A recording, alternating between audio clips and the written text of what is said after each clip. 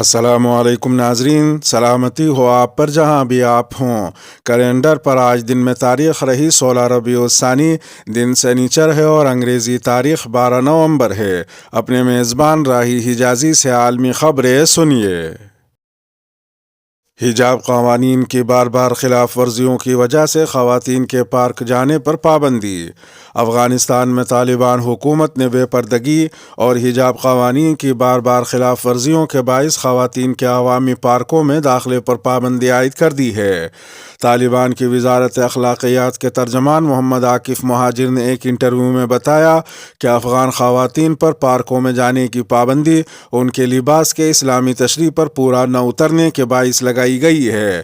محمد عاکف مہاجر نے مزید بتایا کہ افغان حکومت گزشتہ 14-15 مہینوں سے خواتین کو پارکوں میں جانے کے لیے اسلامی شریعت اور افغان ثقافت کے مطابق ماحول فراہم کرنے کی کوشش کر رہی تھی۔ انہوں نے افسوس کا اظہار کرتے ہوئے بتایا کہ بدقسمتی سے پارکوں کے مالکان نے ہمارے ساتھ اچھا تعاون نہیں کیا اور خواتین نے بھی تجویز کردہ حجاب کی پابندی نہیں کی۔ واضح ہے کہ افغانستان میں عام طور پر خواتین برقع پہنتی ہیں، تاہم دارالحکومت کابل اور دوسرے بعض شہری مراکز میں کچھ لبرل خواتین چہرہ ڈھانپنے سے گریز کرتی ہیں، جبکہ کچھ خواتین پردے کے طور پر سرجیکل ماسک کا استعمال بھی کرتی ہیں۔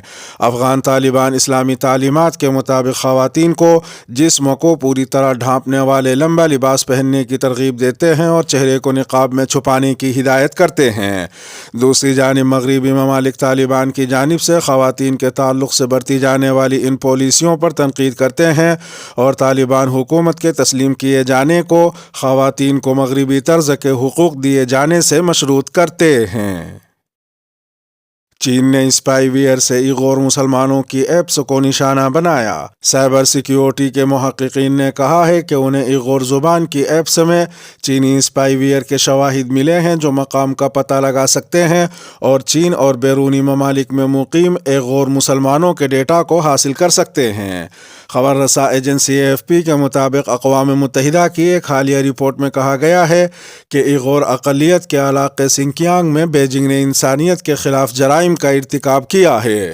امریکہ اور دیگر مغربی ممالک کے قانون سازوں کا کہنا ہے کہ چین کا ایغوروں کے ساتھ یہ سلوک نسل کشی کے مترادف ہے۔ سان فرانسسکو میں قائم سائبر سیکیورٹی فرم لک آؤٹ کی جمعرات کی ایک رپورٹ میں دعویٰ کیا گیا ہے کہ سن 2018 کے بعد سے متعدد ایغور زبان کی اینڈرائیڈ ایپس چینی ریاست کے حمایت یافتہ ہیکر گروپس سے منسلک اسپائی ویئر کے 2 اقسام سے متاثر پائی گئی ہیں۔ ان ایپس میں لغت، مذہبی ایپس، نقشے اور یہاں تک کہ پائریٹڈ ورژن بھی شامل ہے جو پلے اسٹور پر دستیاب ہیں یا ٹیلی گرام پر ایغور زبان کے چینلز پر شیئر کیے گئے ہیں۔ رپورٹ میں کہا گیا ہے کہ اسپائی ویئرز نے ہیکرز کو حساس ڈیٹا اکٹھا کرنے کے قابل بنا دیا ہے، جس میں صارف کا مقام، رابطے نمبرز، کال لوگ، ٹیکسٹ میسج اور فائلیں شامل ہیں اور وہ تصاویر بھی لے سکتے ہیں اور کالز بھی ریکارڈ کر سکتے ہیں۔ رپورٹ میں یہ بھی کہا گیا کہ یہ مہم بنیادی طور پر چین میں ایغوروں کو نشانہ بنانے کے لیے دکھائی دیتی ہے، تاہم سنکیانگ سے باہر بھی یہ ایپس استعمال کرنے والے مسلمانوں اور ایغوروں کو وسیع پیمانے پر تشدد بنانے کے شواہد ملے ہیں۔ رپورٹ کے مطابق چین کے ہیکرز نے نقشوں کی ایپس میں اسپائی ویئر کے ذریعے ترکی اور افغانستان جیسے ملکوں کے شہریوں کو بھی نشانہ بنایا۔ سود سے پاک بینک کاری، کیا شرعی عدالت کے فیصلے پر عمل درآمد ممکن ہے؟ پاکستان کے وفاقی وزیر خزانہ اسحاق ڈار نے بدھ کو اسلام آباد میں ایک نیوز کانفرنس میں سود کے خلاف وفاقی شرعی عدالت کے فیصلے پر سپریم کورٹ میں دائر اپیلیں واپس لینے کا اعلان کیا تھا۔ سابق سیکریٹری خزانہ ڈاکٹر وقار مسعود نے اردو نیوز سے بات کرتے ہوئے کہا کہ ایسا ہرگز نہیں ہے کہ سود کے بغیر معاشی نظام چل نہیں سکتا۔ ڈاکٹر وقار مسعود نے انڈونیشیا اور ملیشیا کی مثال دیتے ہوئے کہا کہ پاکستان کو اس طرح کا نظام وضع کرنا ہوگا جیسے ان دونوں ممالک میں موجود ہے۔ ماہر معیشت ڈاکٹر انل سلمان کے مطابق حکومت کی جانب سے موجودہ حالات میں یہ اعلان عوامی مقبولیت حاصل کرنے کی ایک حکمت عملی بھی ہو سکتی ہے۔ انہوں نے مزید کہا کہ حکومت اگر واقعی اسلامی معاشی نظام کی طرف جانے کا ارادہ رکھتی ہے تو اس کے لیے معاشی نظام کو مقامی سطح پر لین دین اور بین الاقوامی سطح کی معیشت کو 2 مختلف حصوں میں تقسیم کرنا ہوگا۔ ڈاکٹر سلمان کا یہ بھی کہنا ہے کہ ابھی تک حکومت مقامی سطح پر بھی اسلامی بینکنگ کے نظام کو کنزیومر فرینڈلی اور ایسی مراعات دینے میں ناکام رہی ہے جس کی وجہ سے عام صارف اس نظام کی طرف جائے۔ ڈاکٹر سلمان کے مطابق پاکستان میں صرف مذہبی عقائد کی وجہ سے ہی لوگ روایتی بینکنگ نظام کے بجائے اسلامی بینکنگ کی طرف رجوع کر رہے ہیں، جبکہ حکومت کا کام ہے کہ صارف کو ایسی مراعات دی جائیں جس سے اس نظام کو فروغ ملے۔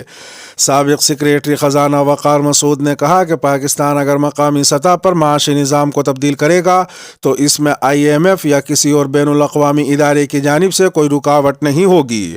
انہوں نے مزید کہا کہ پاکستان نے ملیشیا اور انڈونیشیا کے بینکاری نظام کو کاپی کیا ہے، لیکن اسٹیٹ بینک کے پاس اس نظام کے تحت منافع اور نقصان کا کوئی ایسا ٹول تاحال موجود نہیں ہے جس سے مشارکہ اور مضاربہ کے تحت لین دین کیا جا سکے۔ ایران پر طاقت کے استعمال سے ہچکچائیں گے نہیں۔ اسرائیل کے وزیر اعظم یائر لیپڈ نے کہا ہے کہ ایران باز نہ آیا تو اس کے خلاف طاقت کے استعمال سے دریغ نہیں کریں گے۔ عالمی خبر رساں ادارے کے مطابق اسرائیلی وزیر اعظم نے الزام عائد کیا کہ ایران لبنان سے حزب اللہ کے ذریعے ہماری سرزمین پر میزائل اور راکٹ حملے کر سکتا ہے، جبکہ غزہ میں بھی اسلحہ ایران نے فراہم کیا ہے۔ صہیونی ریاست کے وزیر اعظم نے دھمکی دی کہ اگر ایران نے حزب اللہ کے ذریعے اسرائیلی سرزمین کو نشانہ بنایا تو اپنے شہریوں کی حفاظت کے لیے ہماری افواج طاقت کے استعمال سے دریغ نہیں کرے گی۔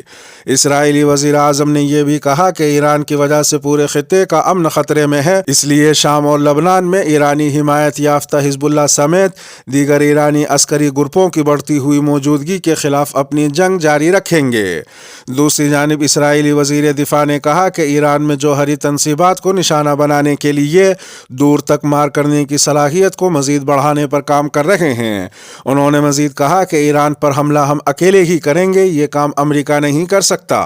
ادھر ایک دوسری خبر میں ایرانی وزیر برائے سراغ رسانی اسماعیل خطیب نے اپنے علاقائی حریف سعودی عرب کو متنبع کرتے ہوئے کہا ہے کہ ایران اب تک صبر و تحمل کی حکمت عملی پر ٹھوس عقلیت کے ساتھ پوری طرح قائم ہے، لیکن اگر مخاصمت کا سلسلہ جاری رہا تو ایران صبر و تحمل کے تسلسل کی کوئی ضمانت نہیں دے سکتا۔ اسماعیل خطیب نے سعودی عرب کا نام لیتے ہوئے کہا کہ ہمارے پڑوس کی وجہ سے ہماری اور خطے کی دیگر ممالک کی قسمت ایک دوسرے سے وابستہ ہے، اور ایران میں کسی بھی عدم استحکام کا اثر خطے کے دیگر ممالک پر پڑ سکتا ہے۔ رجب طیب اردوغان کو امام بخاری ایوارڈ سے نوازا گیا۔ ترکیہ کے صدر رجب طیب اردوغان کو ازبکستان کے صدر شوکت مرزیوف نے ملک کے اعلیٰ ترین اعزاز امام بخاری ایوارڈ سے نوازا ہے۔ ازبکستان کے صدر شوکت مرزیوف نے سمرقند میں ہونے والے ترک ریاستوں کے سربراہی اجلاس سے خطاب کرتے ہوئے کہا کہ عالمی سطح پر مسلمانوں کی فلاح و بہبود اور تحفظ و خوشحالی میں ترکیہ نے ایک اہم کردار ادا کیا ہے۔ انہوں نے مزید کہا کہ ترک صدر رجب طیب اردوغان کا نہ صرف ترکیہ بلکہ پوری مسلم دنیا میں اثر و رسوخ اور بڑی ساکھ ہے۔ دوسری جانب ترک صدر رجب طیب اردوغان نے ایوارڈ حاصل کرنے کے بعد ازبکستان کے صدر کا شکریہ ادا کیا اور کہا کہ امام بخاری ایوارڈ سے نوازا جانا میرے لیے بہت اعزاز کی بات ہے۔ ترک صدر نے مزید کہا کہ یہ ایوارڈ ترکیہ اور ازبکستان کے درمیان بھائی چارے کو مزید مضبوط کرے گا۔ رجب طیب اردوغان نے اس بات کی بھی یقین دہانی کروائی کہ دونوں ممالک نے اپنے تعلقات کو ایک جامع اسٹریٹجک شراکت داری کی سطح تک بڑھایا ہے اور شراکت داری کو مزید بلندی تک لے کر جائیں گے۔ واضح ہے کہ ازبکستان اپنے سائنسدانوں، محققین، مصنفین کے ساتھ ساتھ بیرونی ممالک کے رہنماؤں کو ان کی خصوصی خدمات کے عوض اعلیٰ درجے کے ایوارڈ امام بخاری ایوارڈ سے نوازتا ہے۔ یوکرینی فوج خرسون شہر میں داخل، یہ غیر معمولی فتح ہے۔ امریکی صدارتی دفتر وائٹ ہاؤس نے یوکرین کی افواج کی جانب سے خیرسون کے علاقے کو روس سے واپس لینے کو سراہتے ہوئے اس کو غیر معمولی فتح قرار دیا ہے۔ خبر رساں ایجنسی AFP کے مطابق امریکی صدر کے نیشنل سیکیورٹی ایڈوائزر جیک سلوان نے صحافیوں کو بتایا کہ یہ ایک غیر معمولی فتح ہے کیونکہ ایک علاقائی دارالحکومت جو روسی افواج نے جنگ میں لے لیا تھا، وہاں یوکرین کی فوج نے دوبارہ اپنا جھنڈا لگا دیا ہے اور یہ ایک نہایت اہم واقعہ ہے۔ جیک سلوان نے کہا کہ روسی پسپائی کے وسیع تر اسٹریٹجک اثرات ہوں گے، جن میں روس کی طرف سے دوسرے جنوبی یوکرینی شہروں جیسے اوڈیشہ کے لیے طویل مدتی خطرے میں کمی بھی شامل ہے۔